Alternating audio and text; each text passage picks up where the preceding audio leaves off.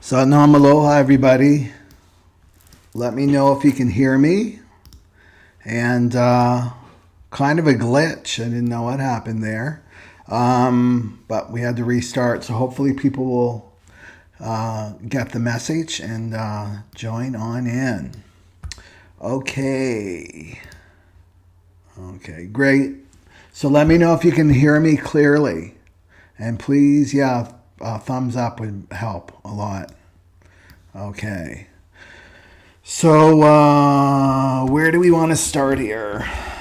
Well, the format's going to change a little bit here. I've been meditating on that. And because the theme is, from the thumbnail, is shattering illusions. Shattering illusions. And let me just get this out of the way so I can relax here. So it's shattering illusions, and this is the time. It's the time to move forward on our on the journey and commitment. And I've been totally tested this month in February. My month kicked off with the hood of my car smashing into my windshield when I was driving up the hill. And I take note of when things happen like that in the 3D, and it just grabbed my attention. And to me, that meant shattering illusions. So I've been going through my own experience of shattered illusions. And we just had a new moon in Pisces. And Pisces is about beginnings and endings. It's about beginnings and endings. So one illusion that I've had, that I've shattered, is this idea of attracting more viewers on my YouTube channel. I've been steadily climbing. I've been at this since 2009, I think, is my earliest video on here. So I've been at it a long time. And the illusion was okay, well, I'm gonna attract more viewers, reach more people, and that's not the case. It's not the case at all. And if you look at here, right, the fractal line, we're each on a fractal line. And remember, if you like the sound of my voice, like it's soothing to you, or you resonate with what I'm saying, then you are part of my fractal line. So this is 144,000 templates, and that's a fractal line, right?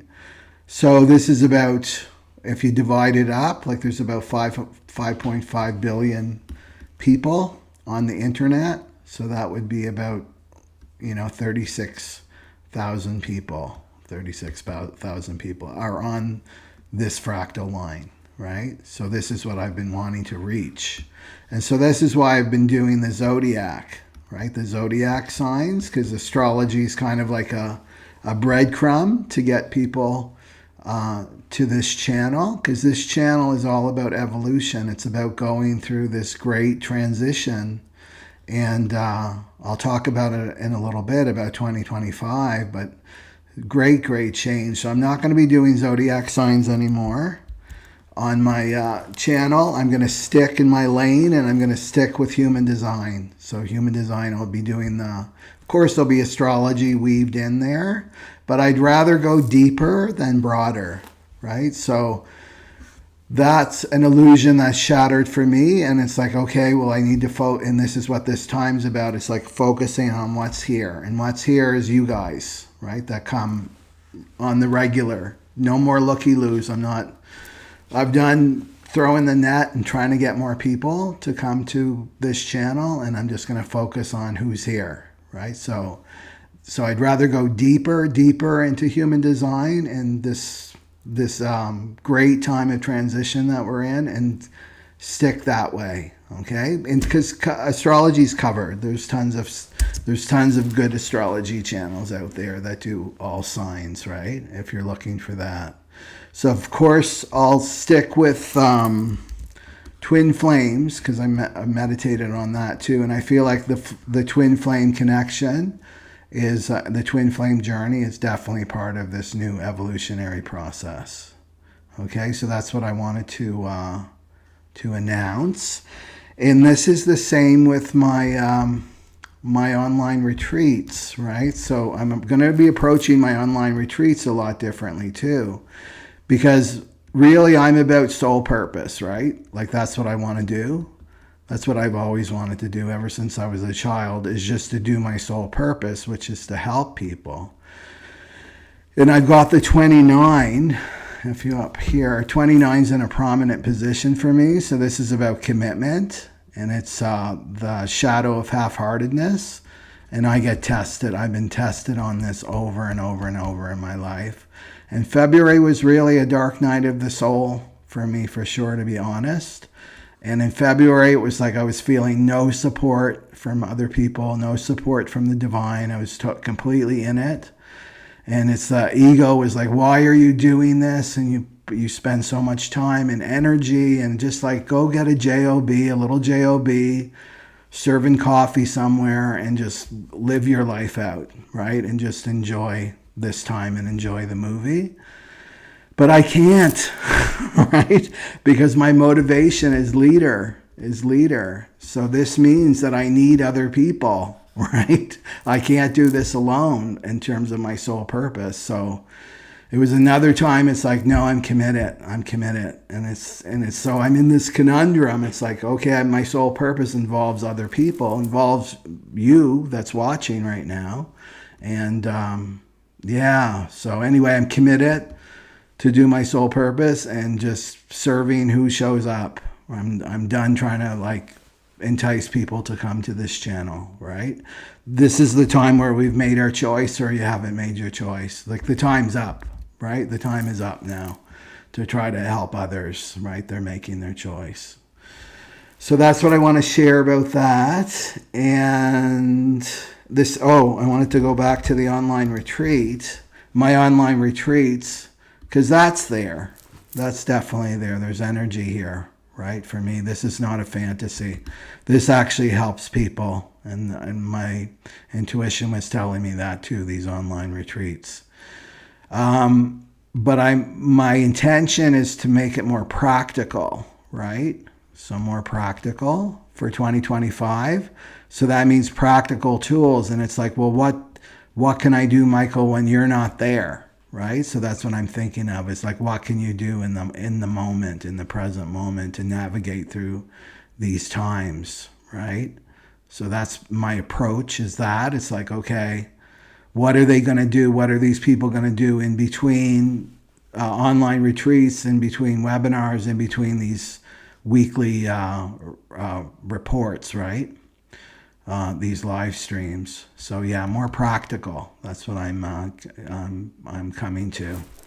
So let's talk about 2025, and then we'll go into the 41 here, right? So 2025. This is just beginning, right? 2025 is like, what is it, February 28th? And look at the changes that we've seen so far, and more changes are coming. So that's the key word, is change. Lots and lots of change. And we're not so good with change as humans. We're not used to it. We're not used to dealing with cataclysms and, the things that our ancestors had to go through. Right, so it's time to get really, really good with change, and so this is just going to speed up. Like that's what I see, and the astrology says this too. Everything is speeding up, and so we have to get really, really good with change and flexibility and adaptability, and not get caught in the storm. A lot of people are going to be getting caught in the storm. So just to simplify here for 2025, so unconscious patterns are surfacing. This is for everybody. The unconscious has to be seen, and that's reflected on the external, right? So we're under a great deal of pressure, and you may have been feeling it too in February. I was, right? That pressure. So these are, if you look at the family wound, now there's a lot of information in our family dynamics, right? And so these are the inherited patterns that are locked in your vehicle. Basically, we're a product, our body, our physical body, is a product of our ancestral line. It's a product of our family. So this means that there's gifts. Yeah, there's gifts that we inherit from our family but we also inherit negative patterns too, to be transmuted, and they're locked in the vehicle, in your physical body. They're locked there. So we have that to deal with, and then we've got the collective influence. So there's other boats in the storm here, right? There's other boats around you. So remember that we're all one. So we're connected through this information field, right? Through the collective. You're not a lone wolf. You're not a lone wolf. You're not a lone wave. You're connected to the ocean, and there's other waves. So there's the collective influence. And what's coming is a great deal of fear. The collective, it's not just you. The collective is going to start having their unconscious patterns surfacing. So there's going to be a lot of projection back and forth. There's going to be a lot of conflict back and forth. We're in a time of great change.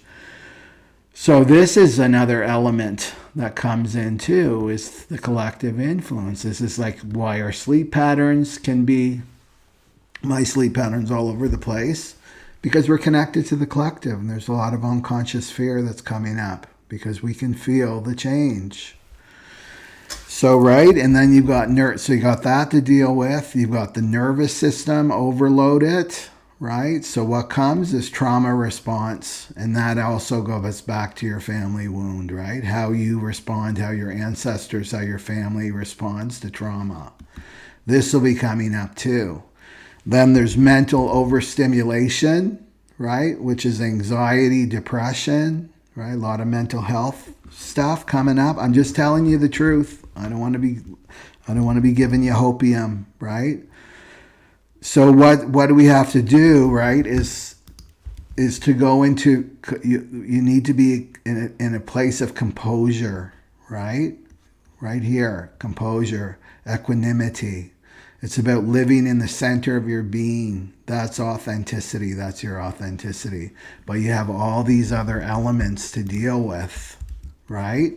And this is not as simple as like, I'm just going to do some long deep breathing here. Like, this takes effort. And you know that when you're on the spiritual path, it takes a lot of effort to do this inner work. So what I see is there needs to be an understanding of your patterns, right? So understanding means to stand under in a detached way, to understand your patterns. This is about you knowing yourself. And then you need tools for deep release within the physical body. We can't escape the physical body. The physical body, I'm really getting this, is holding a lot of these patterns from our ancestors are actually in the physical body, right? So there's tools for that. And you need tools to liberate your mind from the matrix, right? You need tools for that. And then there needs to be an ego, a not self dissolution. And that liberates yourself from the matrix and from the stormy seas, right? So you're still in it. This is like being in the world, but not of the world, right? You're still in the world, but you have this equanimity, and you totally can have this, right? And then, of course, the integration of the emotional body, right? So this is about the sleeping phoenix. This is about being now in the present moment, right? This over here, this is you out of the present moment, just boom, boom, boom, just washed about, turned over. You're like drowning from the overwhelm, right? So this is the way through. As a projector, I'm letting you know, right? This is what's worked for me. This is what worked for me. So this is part of the family wound, right? This is the tools that I'm bringing into these online retreats. And so it's a pressure, right? So this is you're going to get pressured by life. You're going to get challenged by life. So why not challenge yourself? And with support, so you can challenge yourself. It's like, okay, I'm ready to challenge. I'm ready to confront these shadows and these wounds. And this is the place to do it. And it's not just these dates, right? It's going to be like 2 weeks of support, basically 2 weeks of support if you choose that, right? So, and if you're looking at money, because that's a big excuse for people right now, because we are in the gate of decrease, right?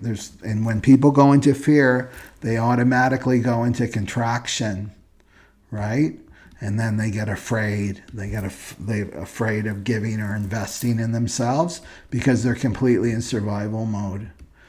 So when you're in a trauma response, you're immediately in survival mode. The animal brain is operating within you. You're completely cut off from your intuition and your survival mechanism. And where does the animal go? It's looking to the alpha. Well, let the alpha male is going to lead us out of this, right? There's a savior here. And that is not the place to go now. The cross of planning is over. It's over. And now it's the cross of the sleeping phoenix. So with money, this is what I've learned with money. Money is never about the thing outside you. It's about you, right? It's about your vibration. If you're contracted and in fear, that's what you send out, right? So it's like you're in this vibration of fear and scarcity, ancestral stuff, right? And then in comes the heat-seeking missile, right? And that the heat-seeking missile is that experience that's going to be a match for this vibration, right? And it comes through money, like I said. Money is what holds the frequency of fear of survival on the planet. That's the 32. That's the 32nd gate, right? So you've got to look at it like that. It's like, okay, this is just representing my fear. And the real issue, the real core wound here is about fear. It's not about money. It's about fear. It's just being manifested in this way so that you can see it, right? Okay. So let's go talk about, and leave your comments, right? I like reading your comments and have some interaction and engagement here. So that's who I'm committed. I'm committed to you who's listening here, to keep you on course, right? Keep you on course, because we're headed for some stormy seas until 2027. Okay, so Pluto in the 41. So the new moon yesterday, and we're still in this crazy Pisces party, right? Remember the new moon? I did a video on it. So Pisces, right? Pisces. So Pisces, the alpha and omega, right? It's the beginning and the end, Pisces. So a lot of, so this is about shattering illusions and breaking you out of illusions right now. So what was I going to say about this? So let's go to Pluto first, the orbit of Pluto. So Pluto takes 248 years to go around the mandala that I talked about, right? And there it is at the root chakra, 41. So it moved into the 41st gate. And this is a big deal, right? That Pluto's made this rotation. This is the beginning. The 41 is the beginning and the ending. It holds both. It's the paradox. So Pluto moved into the 41st gate April 12th to May 23rd, 2024. And then it went back into the 60. That's here, limitation. And then it moved this year from January 30th to August 20th. It will be there. And then it's going to go back into the 60. Until December 6th, right? And then it's 41 all the way from December 6th to January 2029. So it's a long time in here. And remember, Pluto's the great excavator, and it's looking for the truth. The irony is it's so small, right? It's the farthest planet. They don't even call it a planet in our solar system, and it has the most impact, this truth. In astrology and in human design too, it represents truth, right? This 41. So we're in for the long haul here. We get a little bit of a respite here and limitation. So expect some shenanigans from August 20th to December 6th, right? It's still Aquarius, but it has a kind of a Capricorn feel, right? Because look, it's on the cusp. See, 60. It's on the cusp of Capricorn and Aquarius. So this 41 is the gate of decrease. It's the gate of decrease here. So it's a star codon, but I want to approach it from a different way too. So the data, the gate of decrease. So this is loss, right? So loss here, the 41. So this is the universe like wiping the table clean. If all your stuff is there on the table, right? And some of it's like not based in reality, it's based in illusion and fantasy, it's being taken away. It's being taken away. Like that fantasy is over. So it's time to like, what I did the new moon is I started listing. Okay, what have my illusions been? Like, oh, I've always like desired, right? The 30 on the other side, desired this. Like for me, it was like living in an RV, right? Crisscrossing around the United States. I did live in an RV for a while, but that was a dream of mine. Right? And it's like, okay, it's not happened. Nothing's happened in that department. And I already had the experience for a year, right? So that was like, cross that off. Cross having more subscribers and more views on my channel. It's cross that off, cross that off, cross that off. Until what's left standing, that's going to be in alignment with your soul, right? That's in alignment with your soul. So the gift of the 41, it's called emanation, right? It's anticipation and emanation, sorry, right? So this is moving out of the fantasy into what truly is real for you, right? What's truly real for you. That's aligned with your soul. So also get out of this nonsense, this false light teaching that, oh, I create my reality and I'm in charge of everything. That's spiritual ego. Right now, it's all about surrender. It's about surrender. It's surrendering to the movie. It's about getting in the back seat of the limo and watching the movie, watching what unfolds in your life. And the great thing is that what will come is greater than what you can envision yourself with your ego. Right? And it's going to completely be in alignment. And that's when you're in your power, right? When you're completely aligned with your soul and the story that you're here to live, right? The story that you're here to live. So if we look at this is like the thumbnail that I used for the video. This is fantasy. So look at her. Maybe her fantasies were that perfect relationship, right? Maybe her fantasy was like, I'm going to have a baby and start a family, right? Maybe it's to have my own house. Maybe it's to have lots and lots of money. Maybe perfect health or the perfect body, whatever these fantasies are, and now they're just bubbles, right, that are about to pop.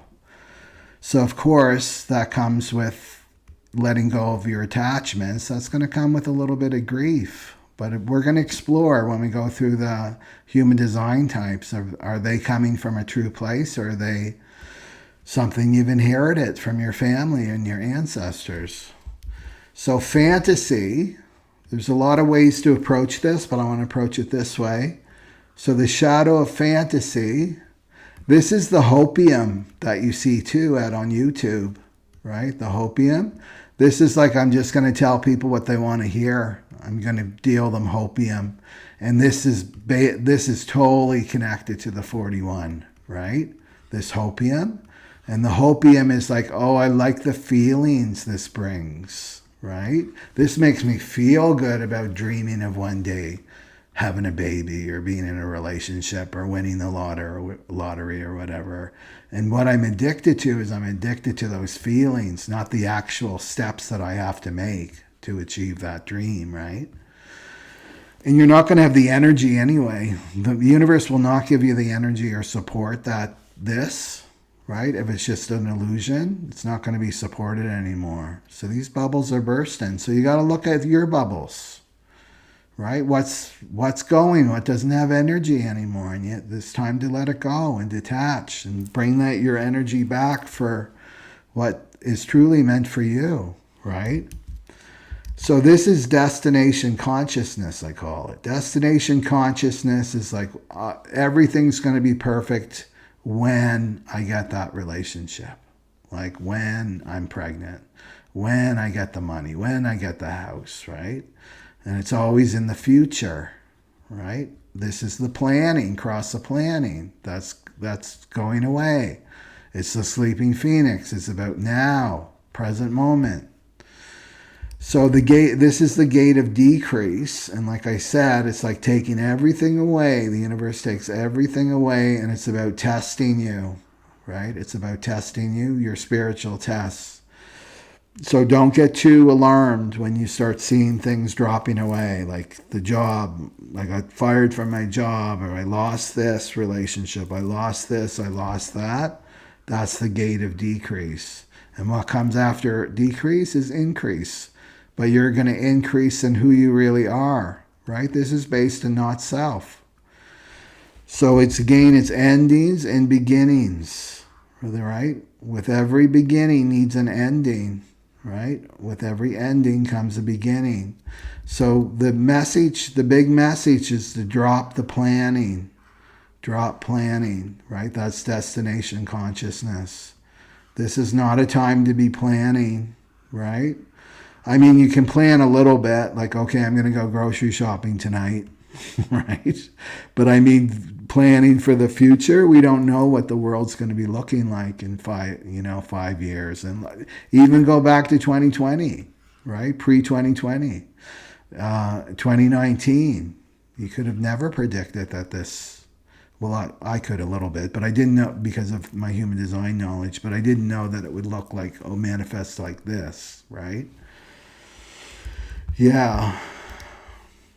So let me see if there's any comments, and then we'll motor on here. Okay, great. So I got support here then. Yeah. Okay. Satnam, everybody, welcome. Yes for sound. All clear. My teaching is strong, but to a small group. Yeah. And this is one of the things that I'll talk about too, like what our definition of success is, especially for projectors, because that's a key word is success. I prefer the human design over astrology, yeah. And I don't feel like human design is covered on YouTube, not the way that and I'm not saying that I'm better than everybody else, but just I have my own unique way of, because I'm an 8, a unique way of expressing it. Okay. Neptune and party, yeah. Okay. Jennifer, I'm teaching on Chiron tomorrow. That's good. Good. Thank you, Renee. Renee says you're important to me. I appreciate you so much. Okay. Yeah. I'm not a 6th line or a 3rd line, but definitely I learned through trial and error. Yeah. Okay. Yes. Thank you for that reminder. Guilt equals debt. That's true. I talked about that. Okay.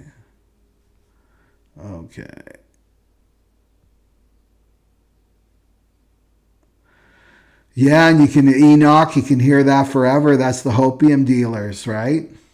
And you can really see that on the twin flame journey. Right? It's almost there. Yeah, you're almost there. And it's like, it's the carrot that keeps you going, right? That carrot that keeps you going, but it's not real. Oh, Hari Das fractured she got some shattered illusions too here. Fractured tibia and fibula of right leg in hospital. So much going on. I connect deeply with your path. Yeah. Well, I hope you feel better. Remember, right side, that's your your father's ancestral. There may be something there for you to explore, right? Yeah. Oh, I hope you're feeling better and they're taking good care of you. Keep meditating. Okay. Yeah. All right. Okay. Oh, Julie has got 41 3 times, so you know about fantasy. Enoch says human design is still underground for majority. That's what I was thinking, right? In terms of your authenticity, I mean, just using your strategy and authority during these times to make your decisions. There's a meme that I have by Raw, and he said if people are unable to make their decisions from themselves, they're going to be screwed. during this time. And you can say, yeah, I'm a Taurus sun and I'm a Leo rising and I have this moon, but that's not enough to go.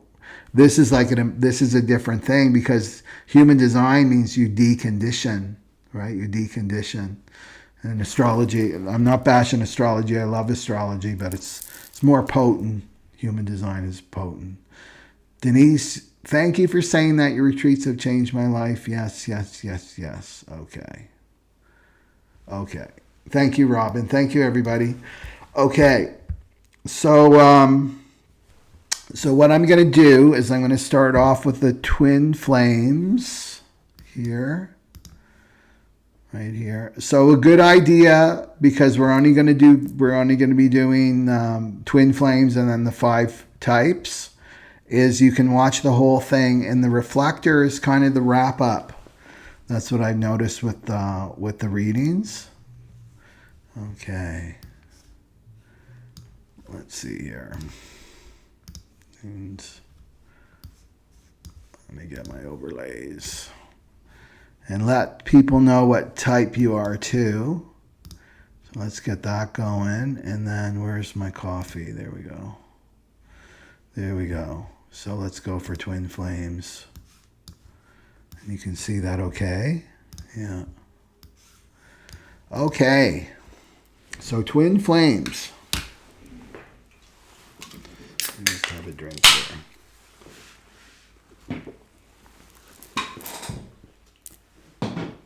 So I just want to pick a card for the twin flames.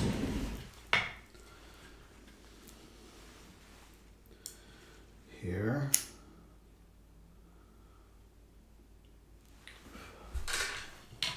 And we're going to talk about the shadow of fantasy.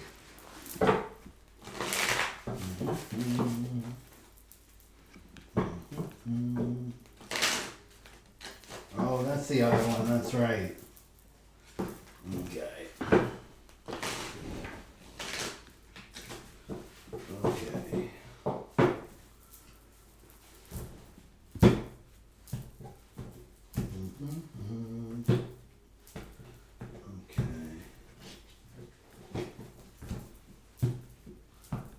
And we're going to talk about twin flames as one unit.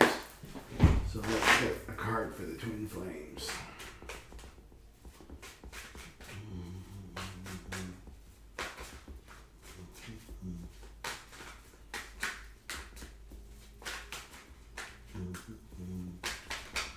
What do we have for the twin flames? That's way too many.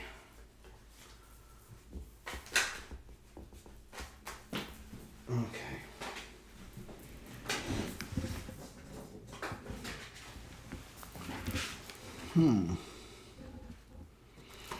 Okay.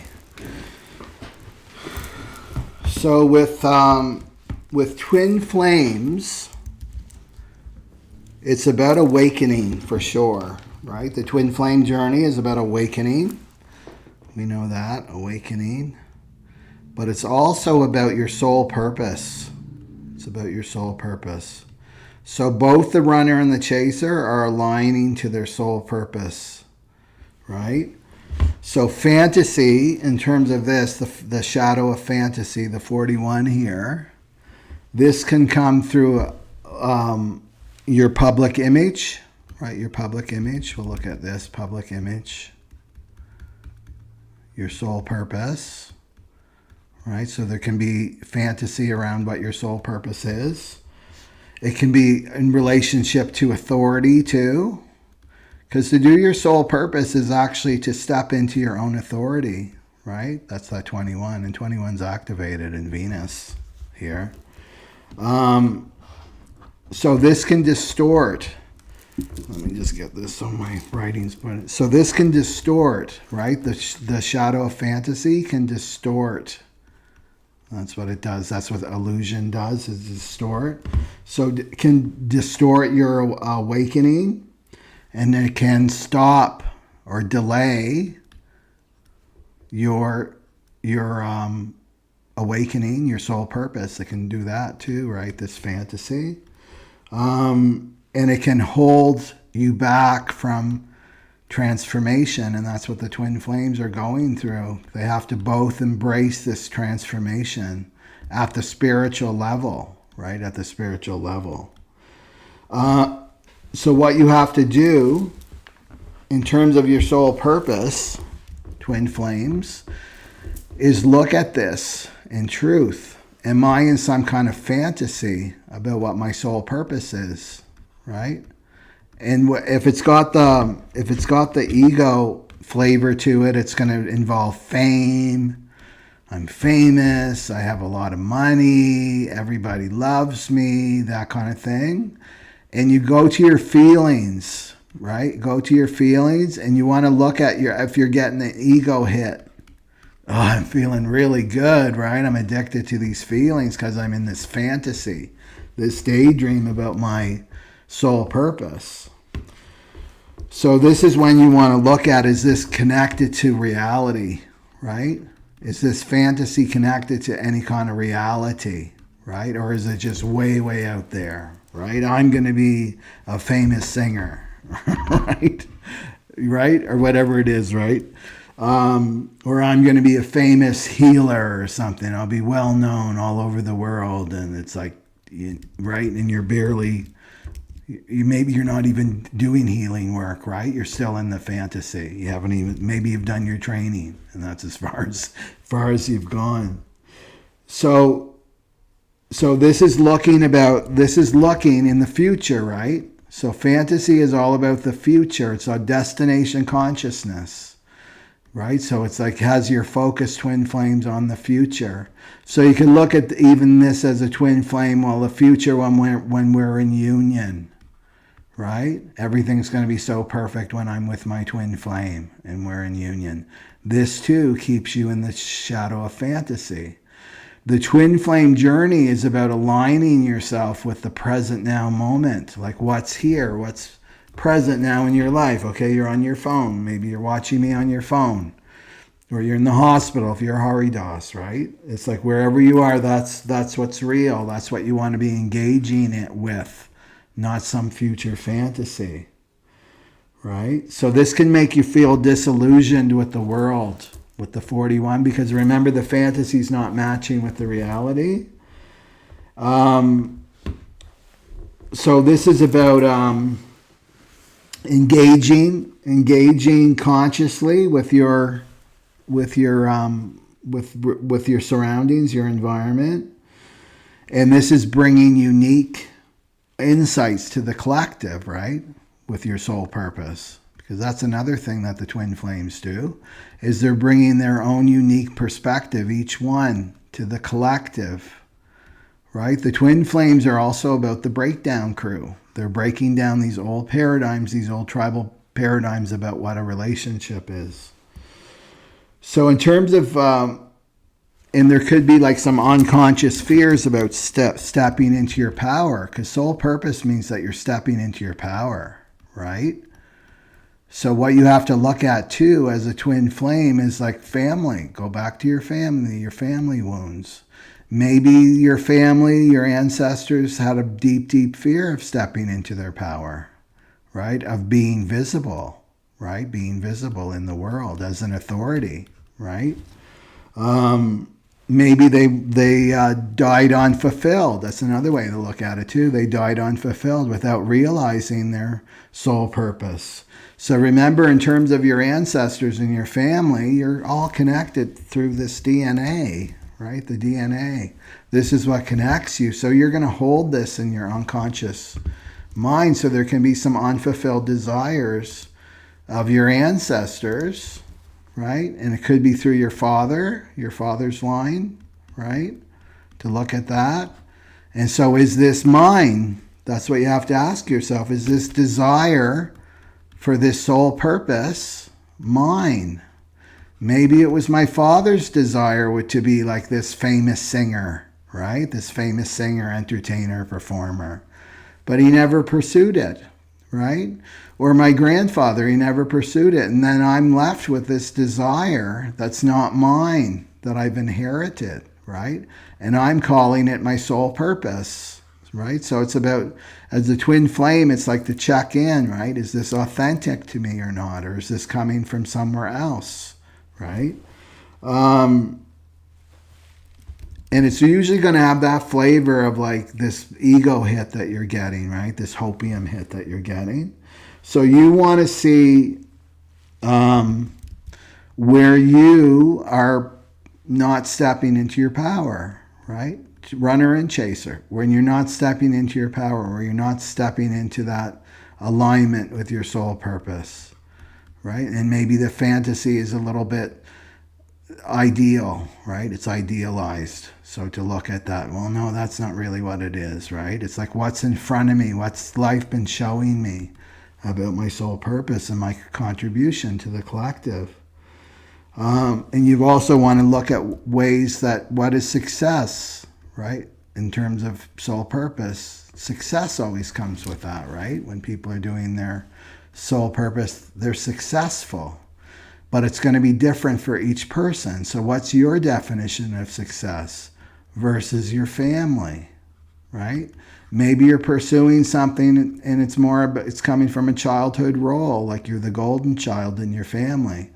And I've got to prove that our family is good, and I got to be the golden child, right? And then it's like you're chasing a fantasy. It's not real. So you want to look at what's authentic to you. What's authentic to you? Okay.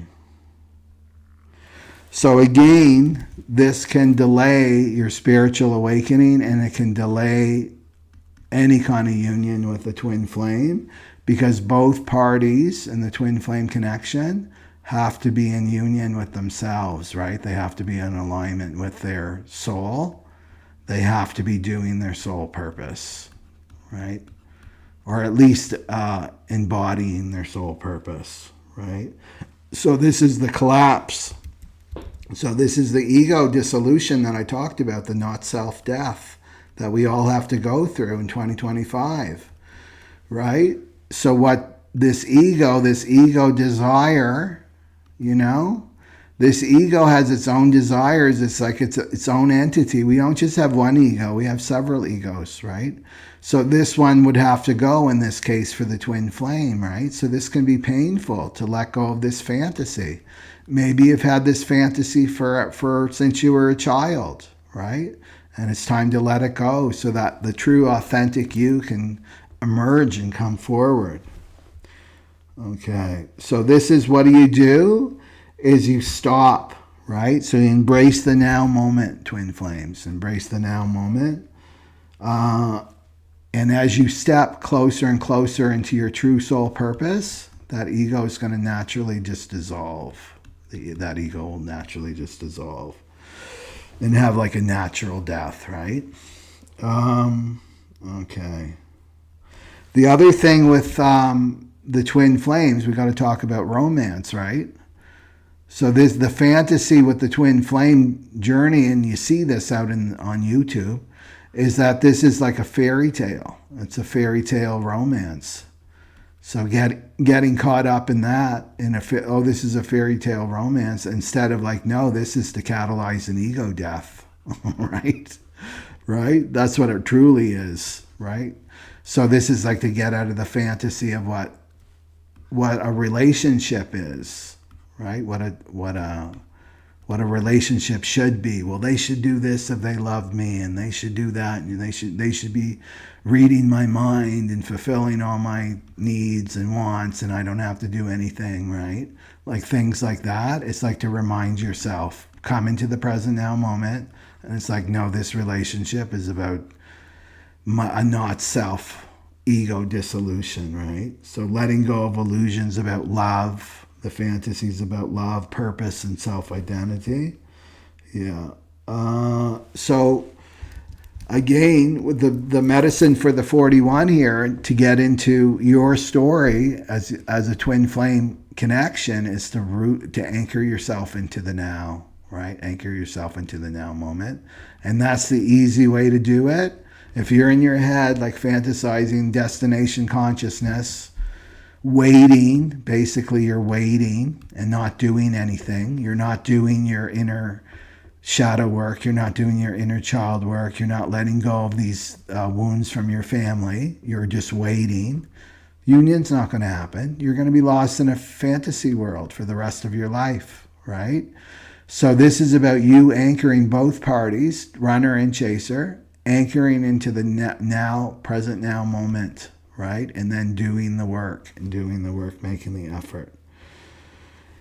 And knowing that your connection goes beyond just being in a relationship. This is like goes much, much deeper than that, and it activates your divine mission. Okay? So not about passively waiting. That's what I see here. And then the cards that we got here for the twin flames are the Page of Wands. So you want to look at what type you are, right? And listen to the type, the human design type, because this is about enthusiastically embracing opportunities with passion. So it depends on what your strategy and authority is there, how that would happen for you. But this is like getting out of the head and more into the present now moment, grabbing your wand, which is your inspiration. And then this is about moving away from fantasies and delusions that are just going to come with suffering, because anything not real is going to come with suffering for the twin flame. So it's moving on, departing, accepting the lessons and letting go of any illusions you've had around soul purpose and your twin flame, these two together. So focus, chasers. Definitely runner and chaser. Focus on your soul purpose right now. Yeah, that's the best way to deal with this energy. Okay, so that's twin flames. And then let's go. I'm going to start off with the manifestors, because this is how it all begins. I'm going to do it in order, how we work together. We have to work together as types, right? So there's the manifestor, and you can see that. Okay. So if you're a manifestor, let me know. Okay. And again, if you're a manifestor type, you want to watch the reflector too, because the reflector type is a wrap-up. And then if you're a twin flame, of course. So let me just do some cards for the twin flame. And we're talking about Pluto shattering illusions in your life that aren't real. All those expectations. Okay.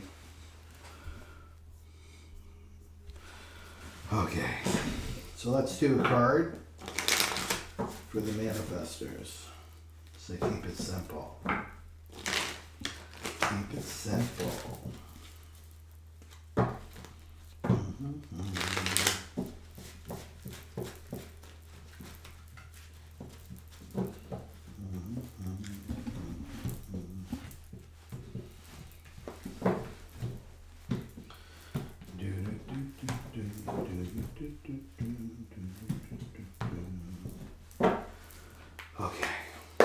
What do we have for the manifestors? Just guidance for the manifestors. Guidance for the manifestors.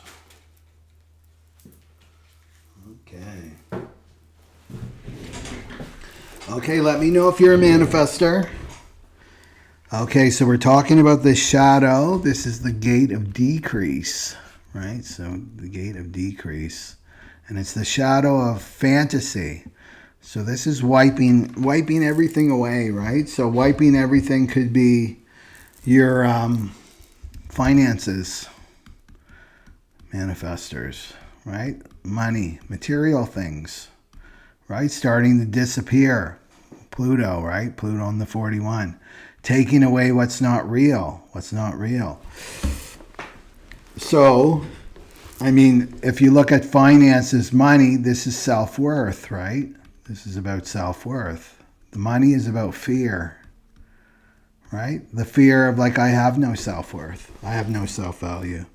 And that's how the universe works. If you're overly attached to finance his money, then that's will be taken away from you to show you where what the deeper issue is, right? And it's always related around self-value and self-worth.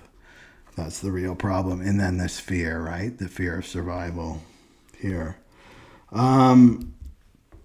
So what's interesting with the manifestors is this is the start codon. Here's how it works with you, right? This is a start codon. This is initiating a new cycle, right? A new human experience cycle here. And that's what's happening with Pluto collectively. Pluto in the 41, where humanity is in this transit till 2029, basically, right? And but it has to get rid of what's not real. What we've been conditioned to have fantasies. We've been conditioned to have values that are not our own. And if we go back to our family, that's a good way to look at this too. Because you're the initiator, right? The manifestor, they inform and then they initiate. And they begin new cycles for the rest of the types. That's their job. So you may have grown up in an environment, like if we take you back to your childhood, manifestors, where there was fantasy, right? Where there was avoidance, where there was like escapism. This is escapism too, right? When there was financial struggles, right? So the family environment may have gone into this, like fantasy, avoiding, escaping, rather than dealing with the reality of financial struggles. So there can be a lack of stability there, because as a child, you're going to feel this instability, like, right? They're not, my family, my environment, they're not present, right? Not present here. So this can lead to, like you as an adult, unrealistic expectations about financial stability and financial, well, it's always going to be like this. I always get a paycheck every 2 weeks, right? And this is the cross of planning, and this system is going down. We can't count on this consistency anymore, right? From the system, looking to the system. So you've got to watch yourself, manifestors, if you fall into that department, right? If there's money issues or something, do I fall into a fantasy to avoid facing this, my own lack of self-value, right? So this could be like the family that's got scarcity, right? They've got a scarcity program going on, and it's not true.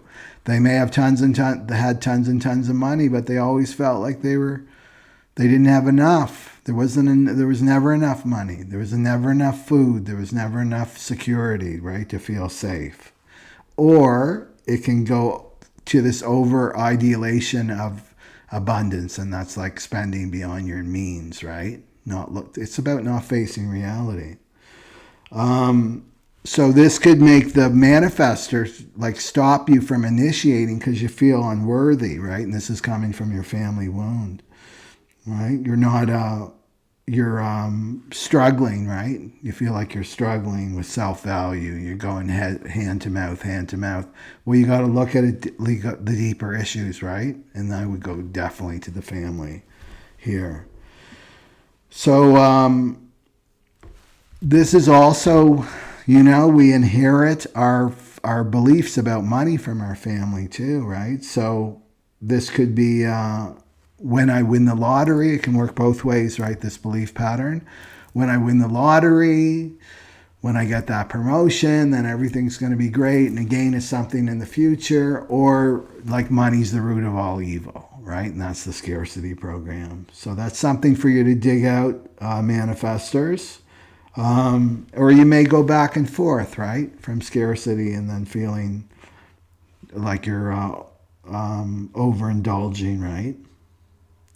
Okay. So again, manifestors, you got to look at your own prosperity model, and it's different for each person. So based on the gene keys, if you know the gene keys, you got to look at your Jupiter, right? You have to look at your Jupiter here. The line in your Jupiter, right, is going to show you what correct prosperity blueprint is for you, right? So let's say you were a point 3, then you like to celebrate, right?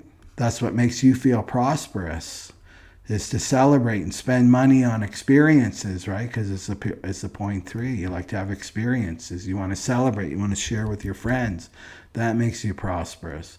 If you're a line 1, that's simplicity. You like to be creative. You don't. That's me, right? I was never interested in money or chasing money. I just wanted enough money. That's why it's called simplicity, so that I could be creative and be authentic and just live my life free, right? So this is what I like to keep my life simple, right? So it depends on what your prosperity model is.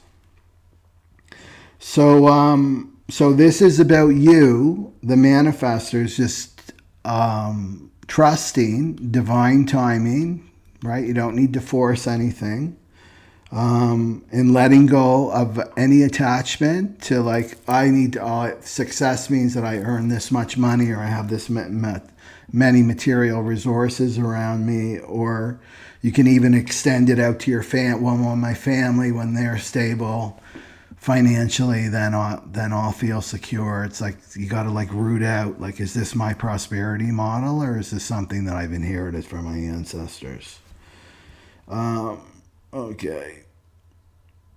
So as a manifestor, you want to ground your vision, right? So you want to ground your vision to the material world, right? Ground your vision.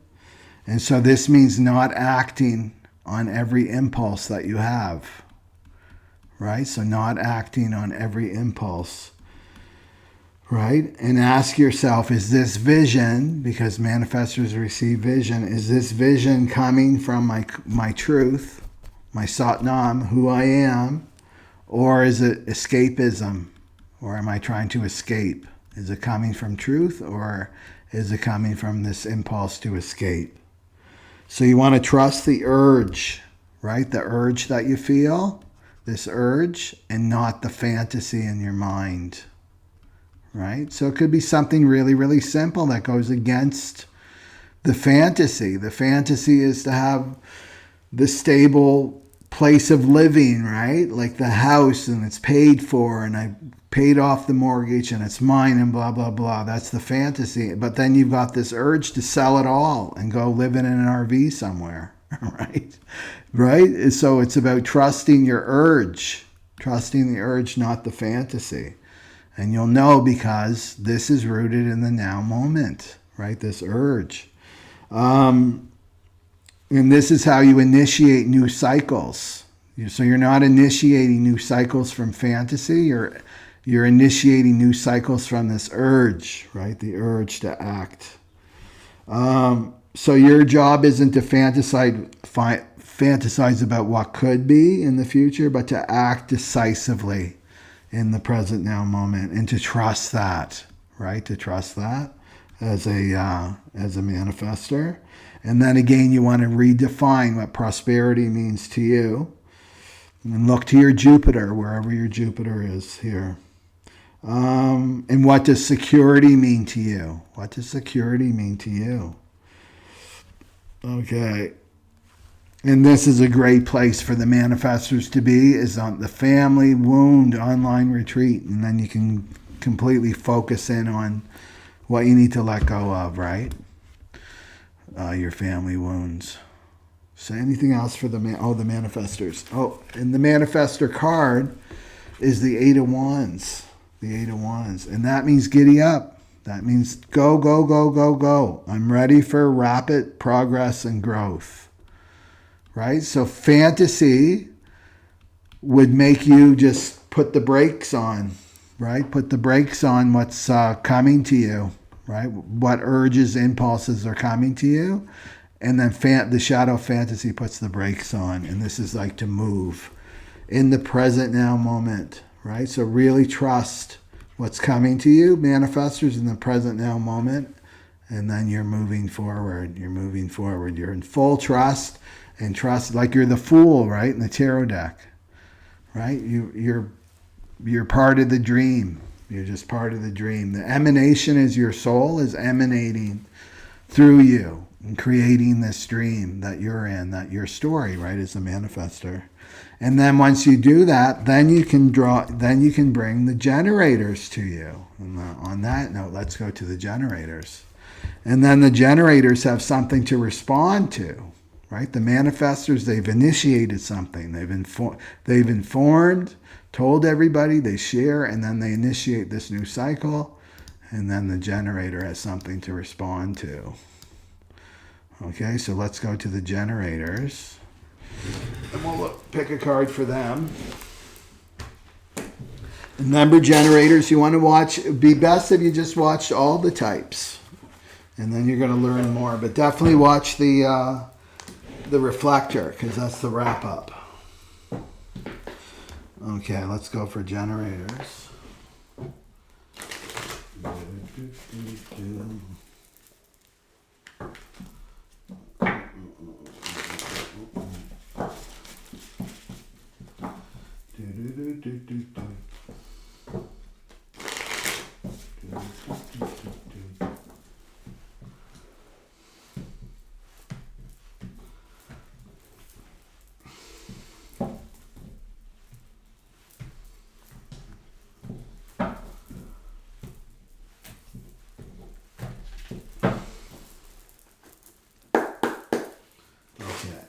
Some guidance for our generator friends.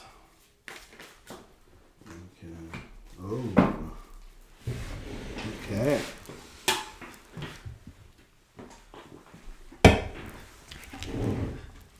So generators, 35% of the population are the generators. Okay. So if we look at the generators, let's look at the generator in terms of identity. Right? Identity. Right? So identity. So this can be a form of escapism. Right? So this 41, it's the gate of decrease, but we're approaching it from the shadow, which is fantasy. And fantasy, Pluto wants to completely blow up any fantasies that you have, right, about your self-generators. Right? Because it's not true. And you're feeding this fantasy with your valuable life force energy. You're trying to prop this thing alive, right? Keep this identity alive. And it's not authentic. It's not true. So this is about like destination consciousness. This is about dreaming what could be, right? What I could be. I could have been a contender. Remember that movie? I could have been a contender. Rather than what's here, right? What's here, what's available to you. So what you're doing, because you're here to respond as a generator, well, this is negatively affecting your ability to respond. For one thing, you're in your head, in fantasy. You're not in your sacral, you're not in your body, so you don't know what to respond to, right? And you're too busy in the fantasy. Right? So you're completely dissociated, basically, right? Out of the body and your mind. And then life is bringing you things for you to respond to. But fantasy delays that, right? So it's blocking you from real response. And that's where your power is. Real response in the present now moment. Right? Sleeping Phoenix in the present now moment. That's where your power is. Not in fantasy, not fantasizing about the future. Right? So are you dreaming? Are you dreaming about a better future and not taking any action? Are you like hooked on hopium? Hooked on the hopium, right? That's your drug of choice, hopium. It's going to get better when? It's going to get better when? Not taking the steps. So are you idealizing a future version of yourself, right? When I lose that weight, or when I get that job, when I make that much money, when I'm finally respected by others and my peers and stuff, then, right? Are you in that space? And you're avoiding the discomfort of the present now moment, right? You're avoiding your inner work. Like I said, in 2025, we've got to do our inner work. And you've got to watch your mind in this shadow pattern. This is a global shadow pattern. And maybe you have this natally, right? Let me know if you have it natally. Then you're avoiding the painful present, which is your inner work. That's what's calling you, right? That discomfort is your inner work that's calling you to integrate it. So you want to look at where you delay action, because fantasy makes you delay actions generator. Because the idealized version that you have of yourself is way more appealing, right, than the real steps that you have to make towards growth. So let's bring it to the family wounds, right? The family wound. Well, this identity, this not self identity, right? This illusionary self that's not you, could have been shaped and formed by your family, So this could be an escapist. In terms of this wound, it could be an escapist wound, right? An escapist wound that your family used to escape mentally, right? Through stories, right, about your family, right? They would escape through that. They could escape through religion. Religion is a story too that we tell each other, or substances, or just complete denial, right? So there can be unfulfilled dreams in your lineage. And again, look to this not self. Is this authentic to you? Or is this some kind of unfulfilled dream from my ancestors that I've inherited, right? So you might be carrying the weight, right? Carrying the weight. Look what you got. You got the burden card, 10 of Wands, right? Carrying the burden in the weight of your ancestors to fulfill this desire that's not even yours, right? It's a burden. And this is your inner work to do. It's like to integrate this burden, this desire, and it's like, that's not me, right? That's not me. And it could be like stories about how your family is special, right? I have a special family, or my family is different, right? We were ostracized we were never respected, right? We were never respected by the greater community, right? So this can lead to cycles of disillusionment. Yeah. So to look at that, do I feel like I have to complete a cycle from my family wound, right? Do I feel that pressure?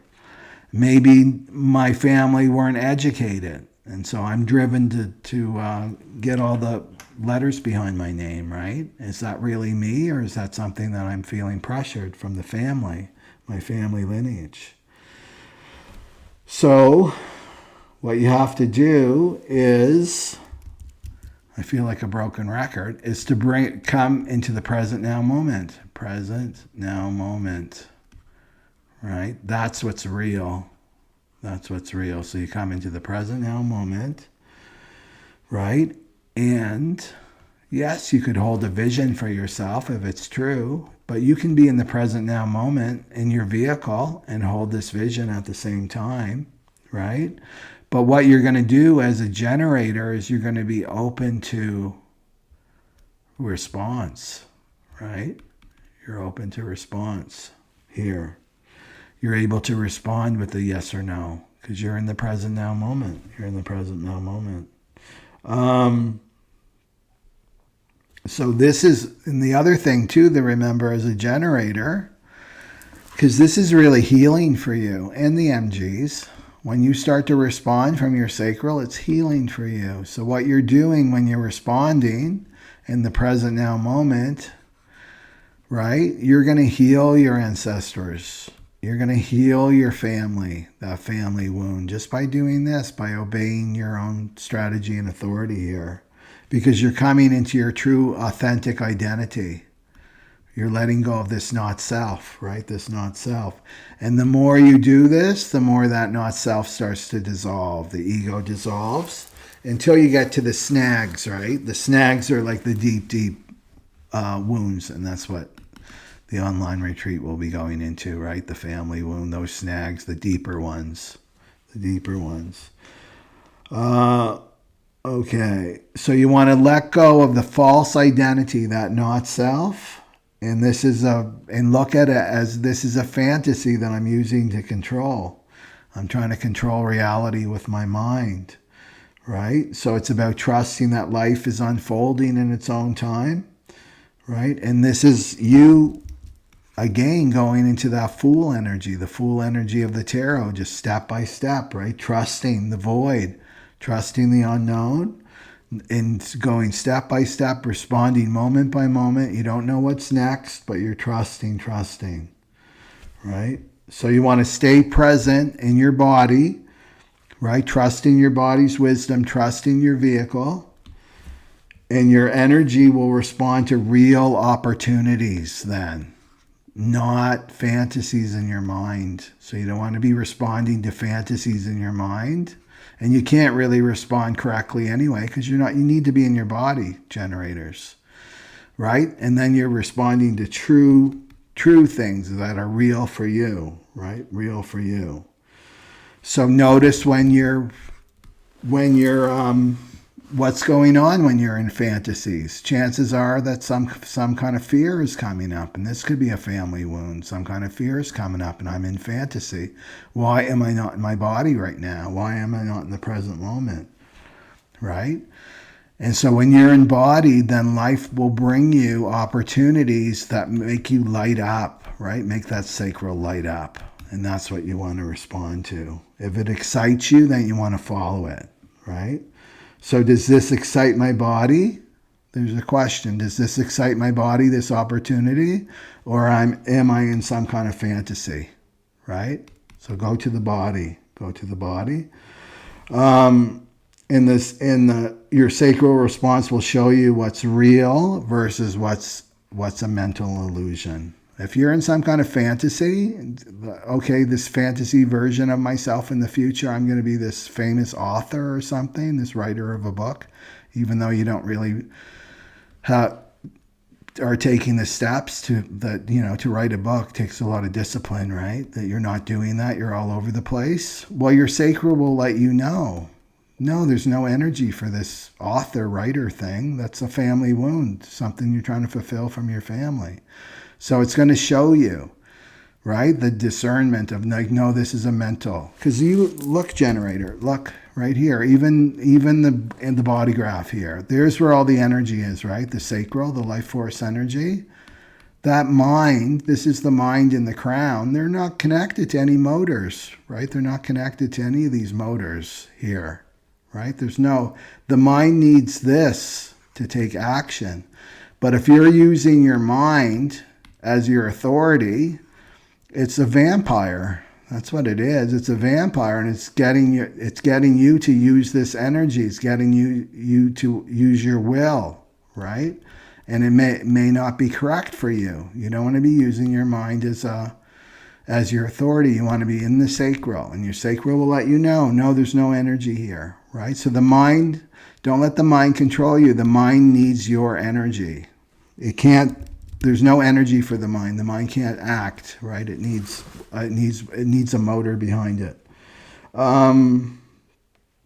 So trust what's meant for you will arrive at the perfect time, generator, for you, right? So this is how you work with this shadow pattern here with Pluto.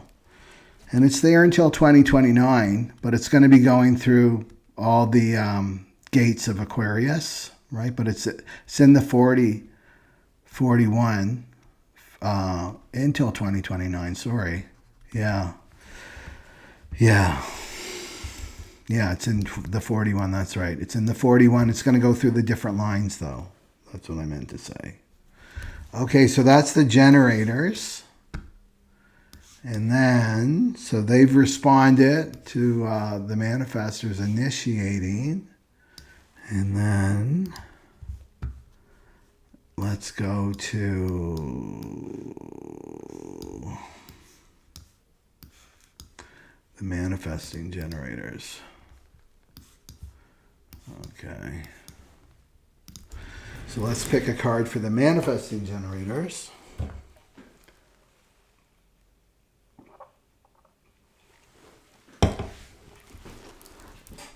So remember, MGs, to watch the other types, because you learn more. Especially if you have relations with another type, like your children or your People that you spend a lot of time with, and you're interested in what their type is. Okay. So let me pick a card, and then I'll start talking about the MGs in this shadow of fantasy.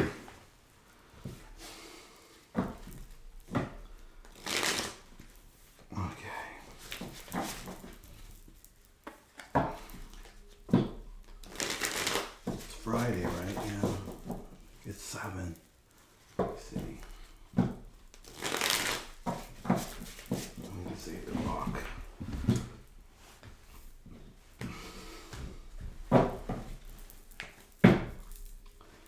Okay.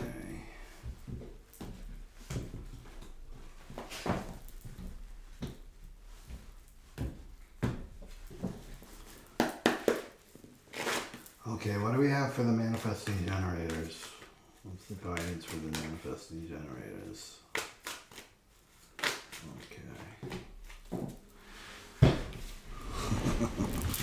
Okay.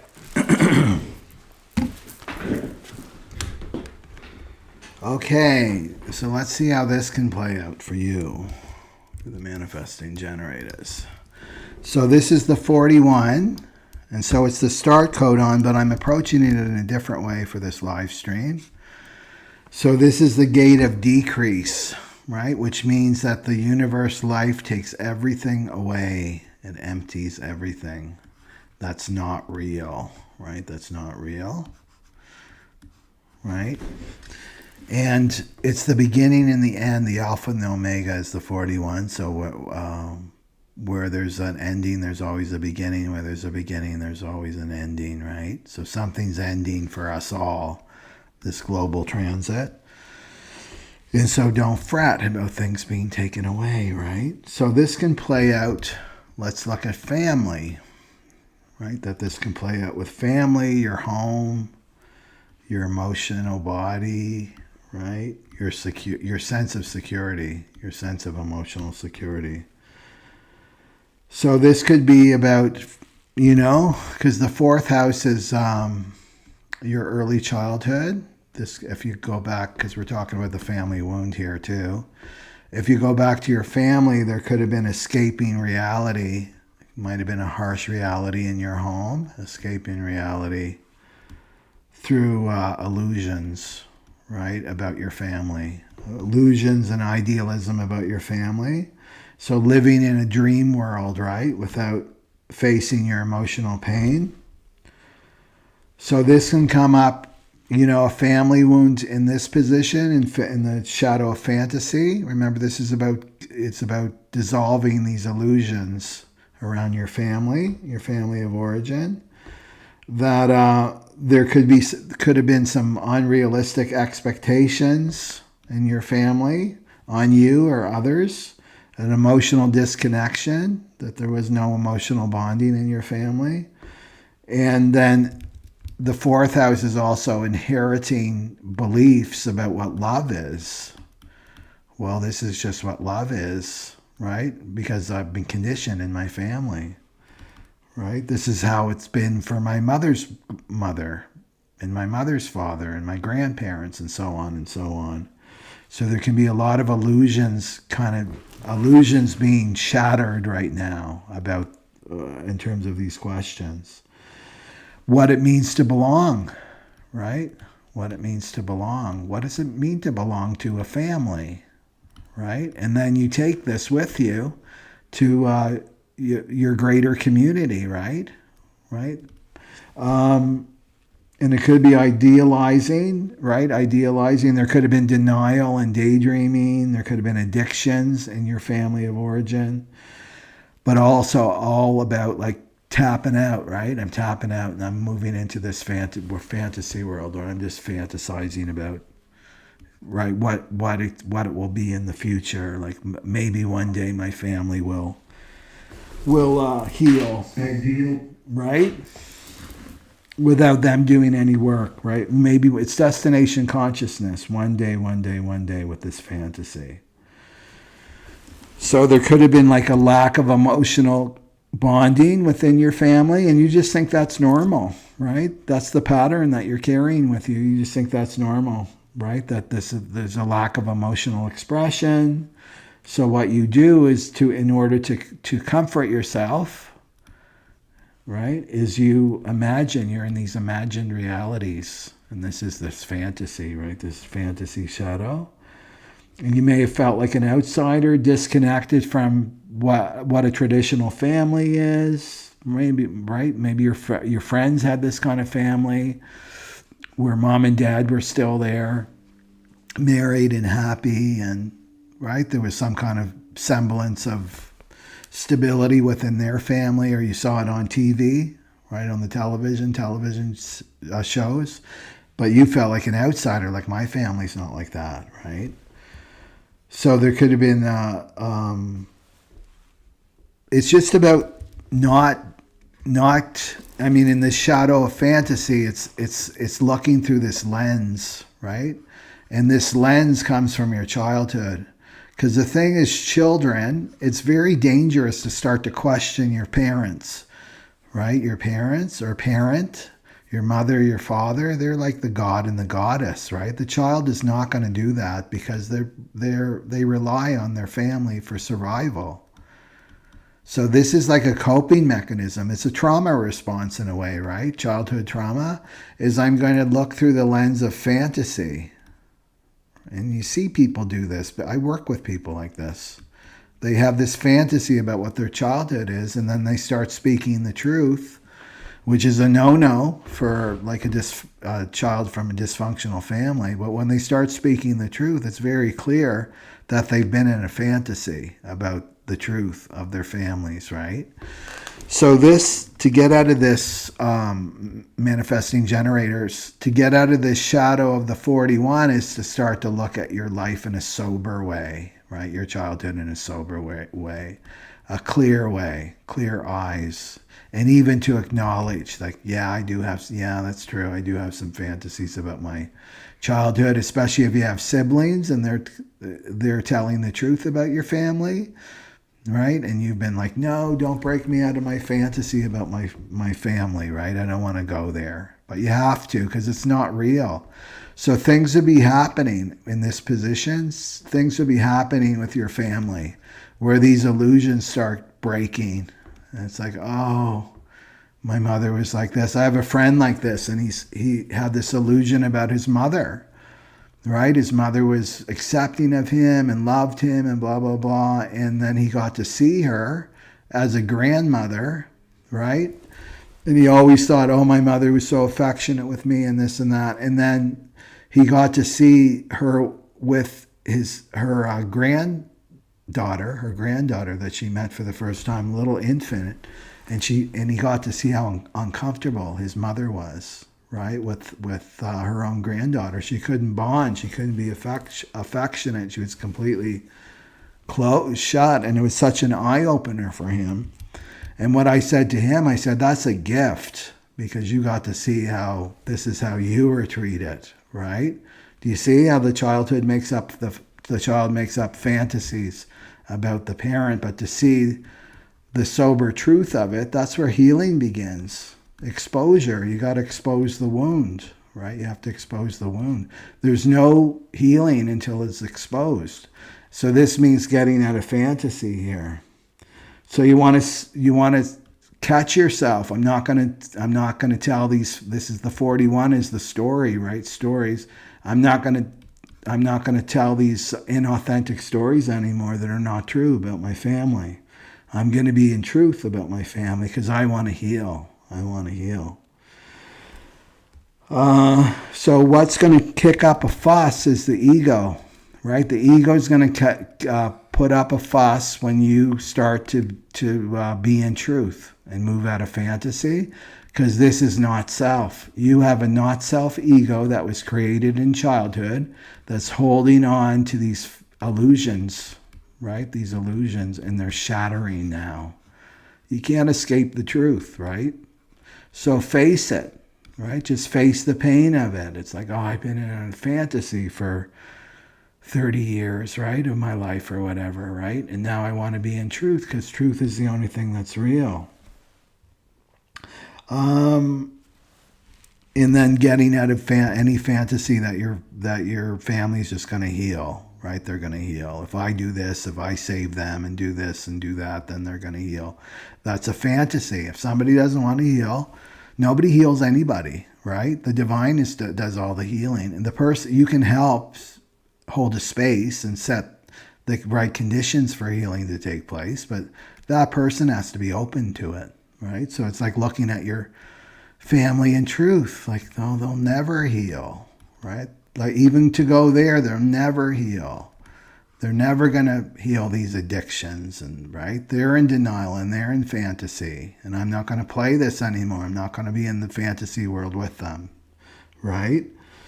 So how it affects you as an MG, because you have an open and enveloping aura, and you're responsive like a generator, but you're highly energetic, right? So if you have energy problems, then something is up, because that energy that's yours, this is your energy, is going somewhere else. And if it's feeding a not self, that's going to really affect your energy level, right? So MG should always be filled with energy, right? That's a big sign that the MG is off. They're not being authentic. Right? So you're designed to move quickly, to pivot, and to manifest through action, through your action. But the shadow of fantasy can trap you into inaction, right? Where you're not taking action because you're getting lost in some fantasy in the future. You're not in reality, right? Because you're supposed to be responding just like the generators in the now, present moment. So instead of acting from fantasy, some kind of fantasy, like I'm going to go save my family, fantasy, it's like what truly, because that's a fantasy, but what truly excites me right now, what lights up my body, what's lighting up my sacral? That's what you ask yourself. And your sacral will let you know. And if it's a fantasy, it's going to say no, that's not correct for you. So look at that. And be mindful of impatience, right? Your impatience, because the manifesting generators can be very impatient. And wait for the correct timing, the right timing for you. So you want to ground your visions through action, right? Through action, and you're meant to bring ideas into reality. So what will help you, MGs, because MGs are very high energy, is movement, right? And dance. Dance is good too, like walking, something that keeps you connected, right? So movement, dance, something that keeps you connected in your body, and the present now moment keeps you in the present now moment. And that's where reality is, and that's where all the juice is, and that's when life starts bringing you things here, right? So that's what I would say for the MGs. Oh, and what was the card? Death. Oh, and there's a secret one under here. I didn't even see that one. So this is about letting go of conflict, because it was in reverse. Conflict, competition, revenge, and death is like huge transformation, right? So this fantasy about, regret, cutting losses. It's saying to cut your losses. Maybe you've invested a lot of time into thinking, believing in that you can save your family, right? And this is the Five of Swords in reverse. Is like, okay, it's time to cut your losses. It's time to move on and come into reality. Come into reality. And this brings huge transformation for you, right? Huge transformation. This is endings, change, letting go, release. This is ruled by Scorpio, right? This is 8th house. This is like huge and so fits with Pluto, right? This is huge transformation. You walk in one door and you're coming out the other door, someone completely different. You're coming out as your authentic self, right? Right here. So yeah, that's the guidance, is cut your losses. Okay. That's what we got for the MG. So next is the manifesting generator recognizes the projector and invites them in to help guide the energy. So let's go to the projector type here. And let me see.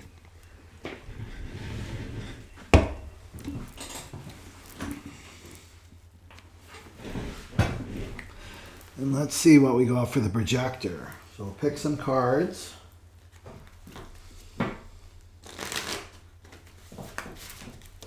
It's a good idea, projector, to watch the other types to learn more about this shadow pattern in this gate. And of course the reflector that's coming next. That's like the wrap up.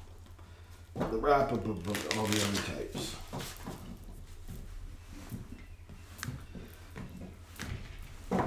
No more fantasies. No more fantasies. Okay.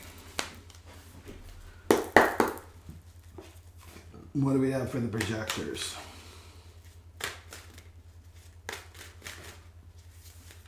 What do we have for the projectors?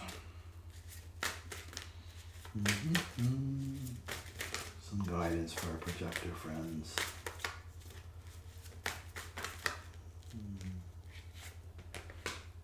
Okay, 2. Okay. So let's look at the shadow of fantasy for the projector, or all our projector friends out there. Right? So we're talking about this 41, the gate of decrease, and it's the shadow of fantasy. Right? Pluto's in that 41 until 2029. This is a huge transit. So it would behoove you to work on this shadow, right? As a projector, just to be ahead of the curve here. So let's look at relationships for the projector. Right? Because the projector is all about relationships. They're designed to be all about the other. They understand the other. They're able to guide the other. They're able to take that laser beam aura, focused and absorbing aura, and then right here, put it in the G center of the other. So they're able to guide the authenticity of the other, right? So they're able to see patterns. So relationships are really important. So you want to look at where you're in fantasy in your relationships. Right? Where you're in fantasy. So this is partnerships. It could be romantic relationships. It's just the other, right? People in general, which are your mirrors. So you want to ground your visions in reality. So this is about letting go of getting lost into fantasy about other people.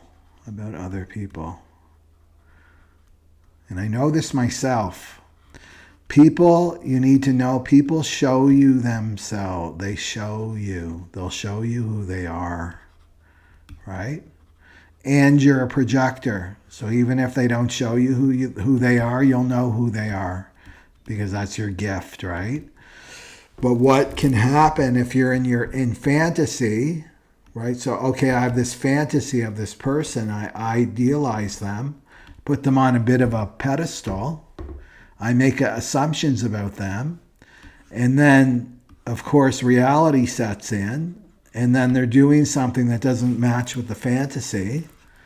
Well, then what you'll do is look away. And that's denial. Or you'll make excuses for them. Well, they didn't really mean that. They're not really like that. It's like, no. Look at the reality of somebody, right? Look at the reality. What are they showing you? What are they telling you about themselves? Well, it's true. Right? It's true. Especially upon fantasies onto another person instead of seeing their true nature. And as a projector, that could be, well, they're recognizing me. Well, is that true? Or are you just projecting that on someone because you're desperate for an invitation, right? Or to be recognized. Do you get lost in an idealized version of love and partnership and how people should be? So you want to make sure that your visions of relationships are based on mutual growth, not the imbalanced growth, right? It's mutual. Both parties are in balance. And this could be a way of again, it's a coping mechanism. Fantasy is to avoid the present, to avoid your own self. So to watch that, right? Do I go off in fantasies about partnership? So how this can relate to the family wound, because we're talking about the family wound, we can inherit these patterns from our family of origin, right? So maybe your own parents lived in some kind of fantasy, right? Or projected unrealistic ideals onto you. Maybe they projected something onto you that wasn't true. So you may be carrying disappointment in you. This is from your ancestors in your unconscious, about life not turning out as you imagined, relationships not turning out as you imagined them to be. This is the shadow of fantasy, and Pluto's ripping away, ripping out all those illusions to come to the truth. There can be distorted relationship expectations with this too. Maybe you were conditioned, right? We all were conditioned, right? Conditioned to believe these unrealistic ideals of love. Watch all those rom-coms, right? All those sappy love songs. They're all rooted in codependency, right? If you really look at them from a higher perspective. There can be some conditioning, right? This is about the illusions breaking down. So your illusions about relationships getting dissolved and shattered, right? So look at where a family member may have lived in fantasy instead of reality, right? Maybe your mother, your father, your brother, your sister, somebody that was in that space of fantasy, right? So you want to forgive unmet expectations. Maybe you're trying to live up to the expectations that you were projected upon, right, when you were a child. Maybe you're projecting expectations onto others, right?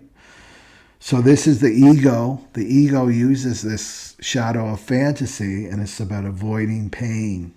It's avoiding facing the pain of reality. So how this can work is projectors is like getting caught into a fantasy. And remember, watching movies and Netflix and stuff, that's you're buying into someone else's fantasy. So this could be, watch this, like, oh, I'm getting lost in fantasy because I don't want to face the harsh reality of, like, maybe I'm really lonely, right? Maybe I'm feeling really, really empty right now. My life is meaningless right now. I don't want to face this reality. This is your inner work to do, right? But here I am. The ego's got me in fantasy, right? It's got me in hopium, stealing me hopium about the future, that it's going to be better in the future in a relationship. So this can feel like, this one is a huge one, right? Relationships in the projector. This can be a huge in terms of not self and ego dissolution. It can be very, very painful, right? That's the ego death is very, very painful because it's letting go of this attachment, of letting go of these old dreams, right? You can feel very disoriented going through an ego death here. So the shattered illusions. So if you're going through some kind of betrayal, maybe you have this long pattern of betrayal or heartbreak,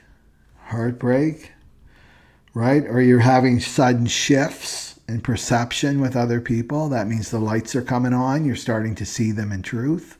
Started to see the people around you in truth.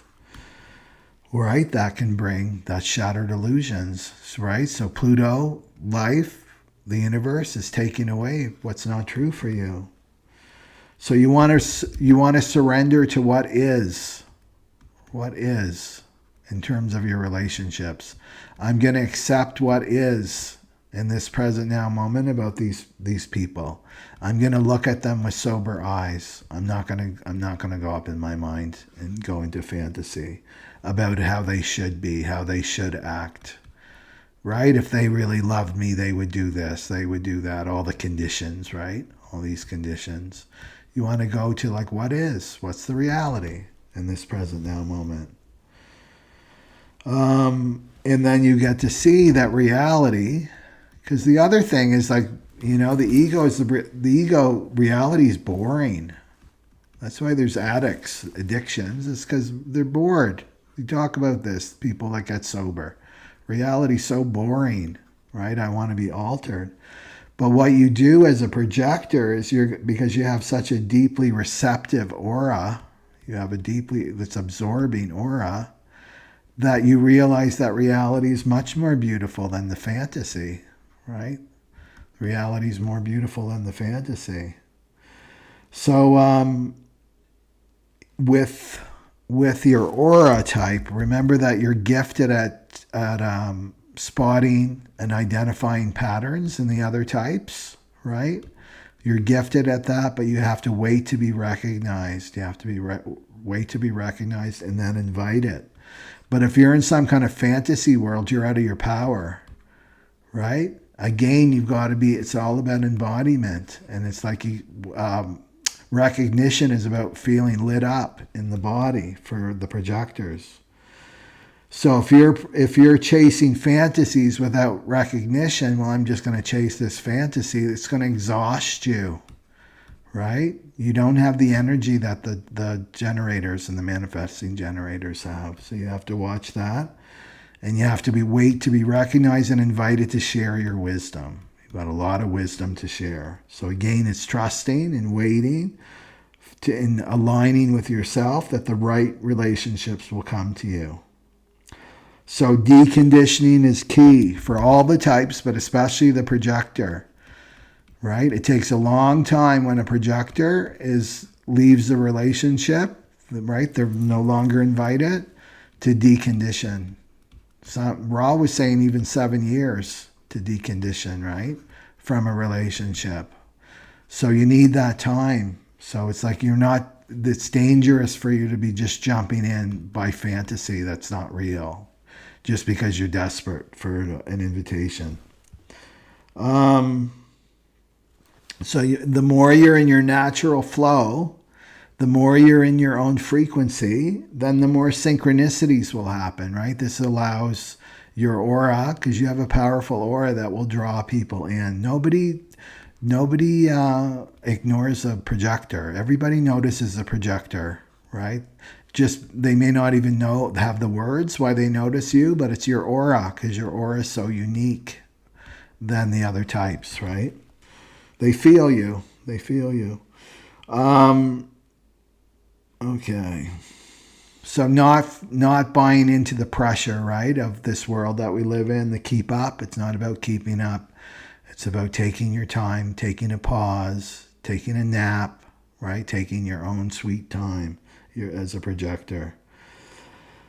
So you need alone time, right? You need alone time. And so this is about letting go of bitterness too. If you're feeling bitter about a relationship, then you didn't enter in properly, right? You didn't enter into that relationship properly. You're not operating properly, and this is why you're bitter, right? So you don't want to settle for projections. And remember, the shadow of fantasy works both ways. Is that other person projecting on you, right? Are they projecting on you a fantasy? That's not true, right? So you have to look at that too. Okay, so patience. Patience for the projector. And then look what you got here. You got the Temperance card. That's the Angel card. And then the Three of Pentacles. So this is about your relationships for sure. It's about working with other people. Okay, so you may have been felt isolated and alone as a projector, but now it's the time that you're being called out, right? You will be recognized and you will be invited. And to work with other people, because this is other people. But the guidance here is temperance, and this is to have patience, right? Have patience that you're healing, You're being prepared in a sense, right? The universe is preparing you for that invitation and recognition. So what else do we want to say here? So peace, patience, healing, harmony, is balance. Yeah, that's good. Okay. So don't give up. Do not give up. You want to live your own story here. Don't rush things. There's no rush. Okay. So let's go for the last one, which is the reflector. Right there. So let's go for the reflector. Let me know if you're a reflector. Let me know what and this is kind of the wrap up of all the other types here. Okay, so let me do a card for the reflectors.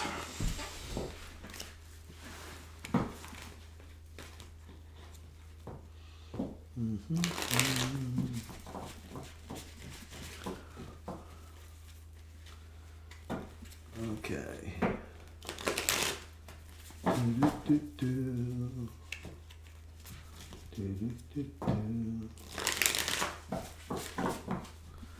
Okay.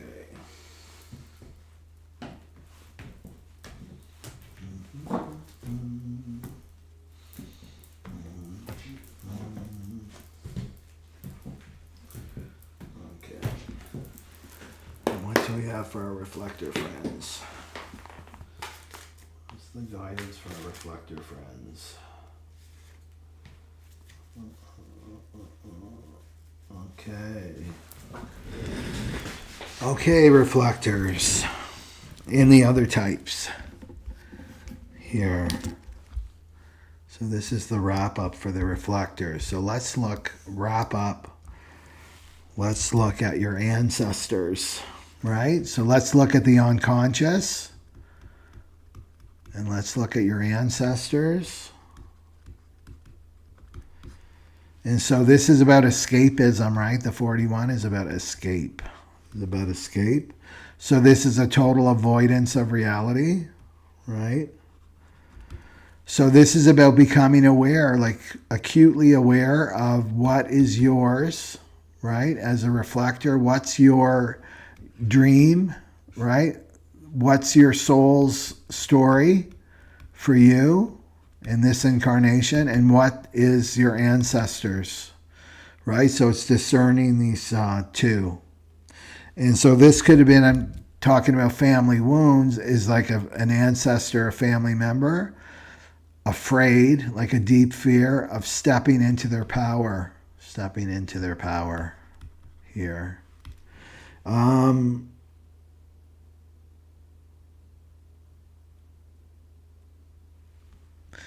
Stepping into their power. And also, I know what I wanted to say. I got a blip there. It's looking for a savior, right? Looking for a savior, someone to save me. And this is not a time to be, this is victim, right? Getting into this energy here. I need somebody to save me.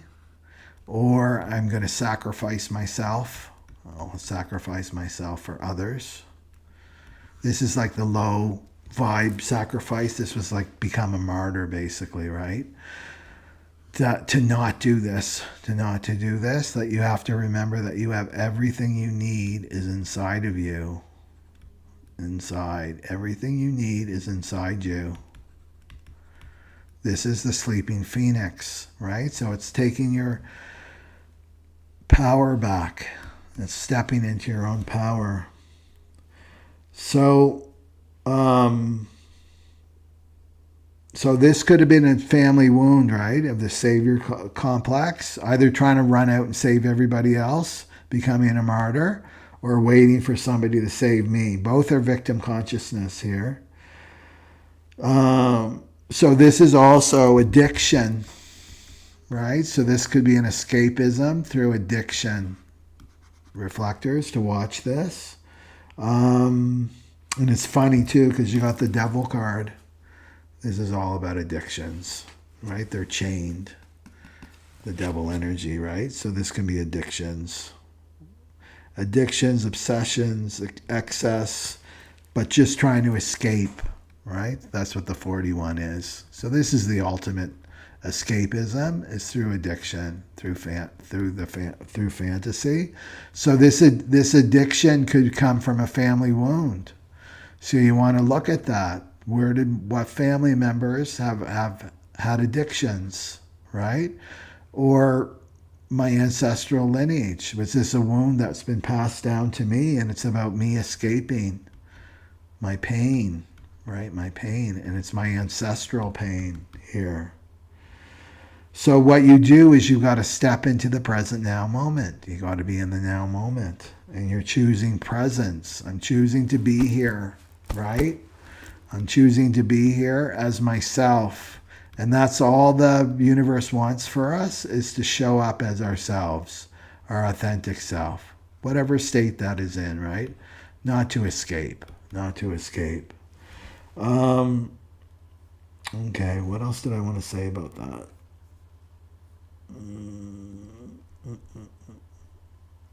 So as a reflector, right, your big challenge, the biggest challenge for the reflector is what's me, right? What's me, what's mine, versus what's the collective.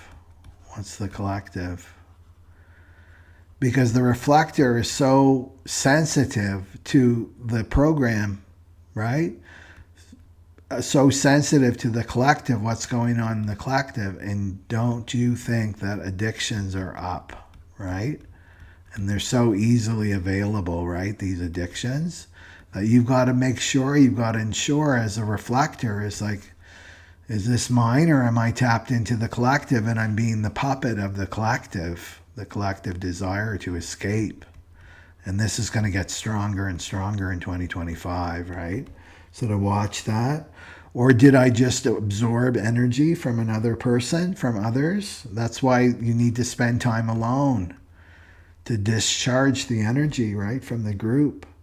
So for you, it's about waiting, right? Waiting for that lunar cycle to make the big decisions. So you don't want to get trapped into some kind of fantasy like the collective, right? What would be a collective fantasy here? It's like, we want a savior. We want somebody to come down and do all the work for us. We don't want to change. We don't want to do the inner work, right?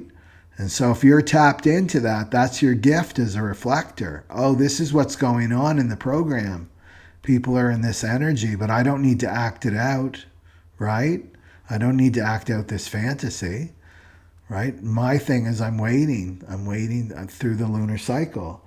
So you got to do what grounds you.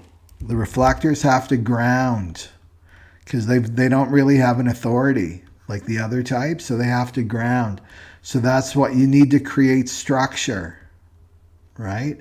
If you have no structure and you're all over the place, then you're going to take everybody's stuff on, right? The collective stuff on. You want to create structure for yourself. So that means routines, right? What's my routine? Create a routine for yourself, right? Here's what I do. I get up, I do yoga, I meditate. This is what I do at this time of the day. I ground to nature, right? So do that.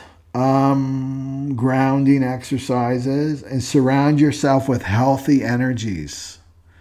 So make sure that the people around you are healthy, in a sense, right? Healthy energies that are good for you, Because that's what you're swimming in as a reflector. You're swimming in their energy. So you want to make sure it's good energy that you're swimming in.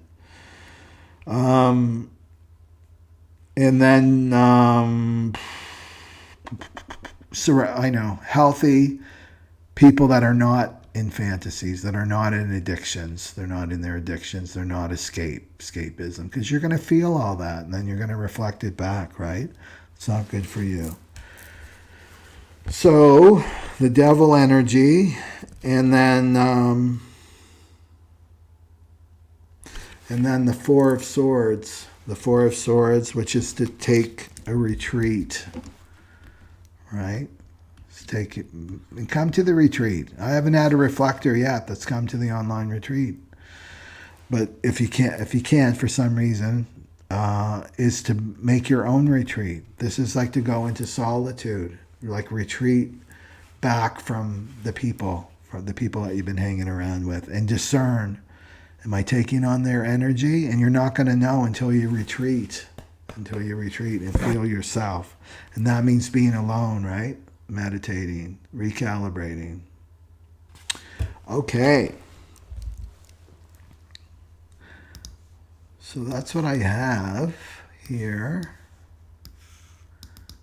Okay.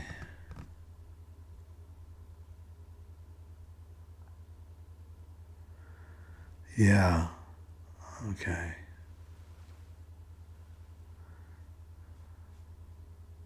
Okay, that's great. Okay, everybody. So I hope you enjoyed this new format. And remember,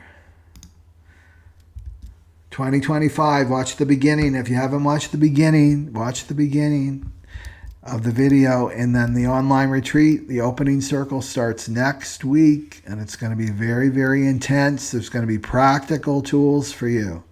My question is like, what can I give them when I'm not around, so that they keep moving forward, right? That they're in this space when they're moving through the storm. Okay? Okay. So I will see you on Sunday, because I have my weekly report. So you can sign up for my free newsletter, and I put out a little weekly report every week. It's like a half an hour, 20 minutes sometimes. Okay? But take good care of yourself, and I'll see you soon. Okay. Sat Nam Aloha, everybody. Bye-bye.